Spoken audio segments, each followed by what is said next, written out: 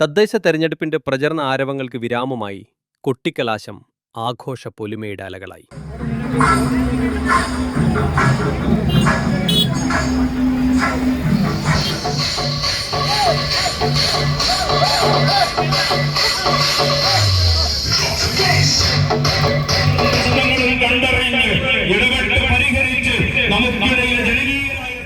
ഇക്കുറി ആവേശ തിരയിളക്കം വീശിയടിച്ചപ്പോൾ ഗ്രാമങ്ങളിലും നഗരങ്ങളിലെ വീഥികളും കവലകളും അങ്ങാടികളും ഓരോ രാഷ്ട്രീയ പാർട്ടികൾ പ്രാദേശികമായി അണിനിരന്നുള്ള മത്സരിച്ചുള്ള പ്രകടനങ്ങൾ തെരഞ്ഞെടുപ്പ് കളങ്ങളിൽ നിറപ്പകിട്ടാക്കി. മുക്കം നഗരത്തിലെ ആലിൻചുവട്ടിൽ LDFും മുക്കം ചേന്ദമംഗല്ലൂരിൽ വെൽഫെയർ പാർട്ടിയുടെ നേതൃത്വത്തിലും പ്രൗഢമായ കൊട്ടിക്കലാശം അരങ്ങേറി. LDF പ്രവർത്തകരും നഗരസഭയിൽ മത്സരിക്കുന്ന മുഴുവൻ സ്ഥാനാർത്ഥികളെയും അണിനിരത്തി പഴയ ബസ് സ്റ്റാൻഡ് പരിസരത്ത് നിന്ന് റാലി നടത്തി സംസ്ഥാന പാത വഴി മുക്കം നഗരത്തിലെ സീതാകേന്ദ്രമായ ആലിൻചുവട്ടിൽ സമാപിച്ച് കൊട്ടിക്കലാശം ആഘോഷിച്ചു. മുക്കം നഗരസഭ ചെയർമാൻ PT ബാബു മുഖ്യപ്രഭാഷണം നടത്തി.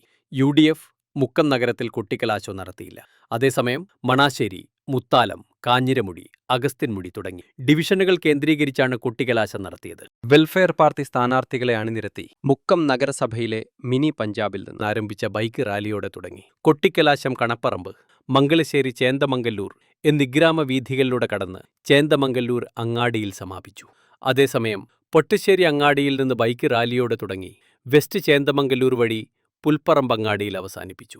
പല ഭാഗങ്ങളിലായി നടന്ന റോഡ് ഷോകളും റാലികളും സ്ഥാനാർത്ഥികളും പാർട്ടി പ്രവർത്തകരും അക്ഷരാർത്ഥത്തിൽ അന്തിഘട്ട പ്രചാരണങ്ങൾക്ക് സർവശക്തിയും കരുത്തും തെളിയിച്ച ആവേശ തരംഗങ്ങളാക്കിയാണ് ഗ്രാമ നഗരവീഥികളിൽ അരങ്ങേറിയത്. ബുധനാഴ്ച രാവിലെ മുതൽ വീണ്ടും വീടുകളിൽ കയറിയുള്ള മൗന പ്രചരണം ആരംഭിക്കുകയായി.